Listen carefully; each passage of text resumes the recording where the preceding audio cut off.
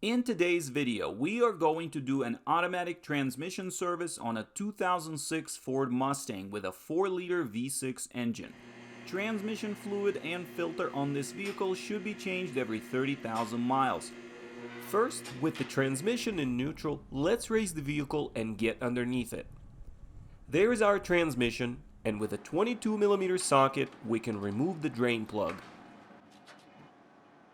With most of the fluid drained out, reinstall the plug to stop the dripping. And let's start working on removing the transmission pan. First, unclip the plastic harness cover and push this bracket out of the way a little bit so we can gain access to all the pan bolts. Remove all the 8mm bolts and the pan comes right out. Drain what's left in the pan. Clean out the drain plug surface.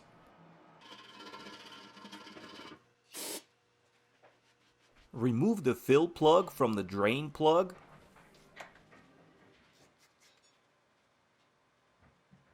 Install a new washer on the drain plug. And install the drain plug in the pan. Remove the magnet and inspect for excessive debris and metal shavings. If your transmission is acting up, this could be a good indicator that there is internal damage to the transmission components. Wipe down the inside of the pan, clean off, and reinstall the magnet. And our pan is ready to be installed. Next, using an 8mm socket, remove these 2 screws and pull down the filter. Be prepared for some more fluid to drain. If the rubber O-rings stayed in the transmission, carefully pull them out. Put some clean transmission fluid on the new O-rings and slide the new filter in place. Reinstall the bolts and torque them to 89 inch-pounds. Next, I'm going to wipe down the old gasket and reuse it. According to the manufacturer, these gaskets are reusable, and I definitely don't want to install the rubber gasket that came in a kit with the filter. Place the pan in place and get a couple of bolts started loosely. Next, install the rest of the bolts, still loosely, to make sure that all of the holes line up. Then tighten up the bolts in a crisscross sequence to 96 inch-pounds. Then go around a second time to make sure all of the bolts are still tight after the pan and gasket set in. Place the wiring harness back in place and let's get to filling. Now, you can use a little $5 pump like this, but this is going to take a lot of time and hard work to get all the fluid in. So I'm going to use this fancy pump made by MightyVac. As always, links to all the products will be in the description. This is how it works. Pour some automatic transmission fluid in our case it is Mercon 5. I'm going to add this automatic transmission conditioner made by BG. Install the top and pump it up.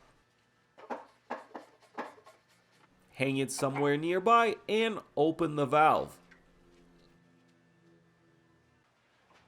At least that's how it works in theory. In reality, you'll have to keep pumping it until all of the initial 5 quarts are in the tranny. At this point, I'm going to disregard the fact that the fluid is pouring out and install the fill plug. Lower the vehicle. Start the engine. Move the range selector lever slowly through each gear, stopping in each position and allowing the transmission to engage.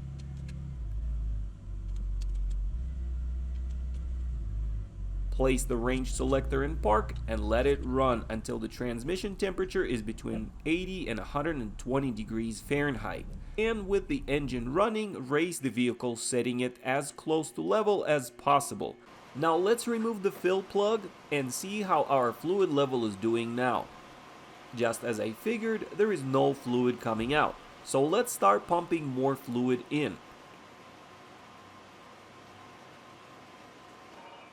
intermittently checking if the fluid starts to come out. Eventually, we get a steady stream of fluid pouring out.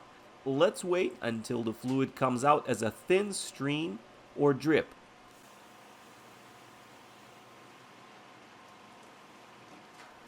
That's when we know the fluid is at the correct level and we can go ahead and close the fill plug.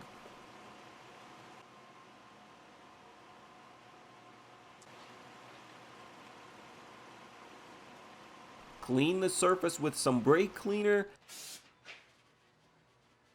and that is how you service an automatic transmission on a Ford Mustang.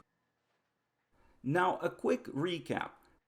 For this job, you're going to need a 22mm wrench for the drain plug, T30 Torx driver for the fill plug, 8mm socket for the transmission pan bolts and the filter, fluid pump, and a drain pan, torque wrench preferred, miscellaneous tools like small screwdriver, metal brush, brake cleaner and rags, and a scan tool.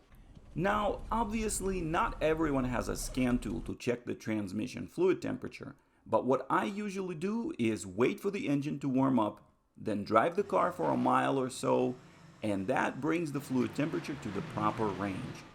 If this video was helpful, please give it a thumbs up. Links to all the products will be in the description. Share your feedback and experience in the comments below. Thank you for watching, good luck, and take care.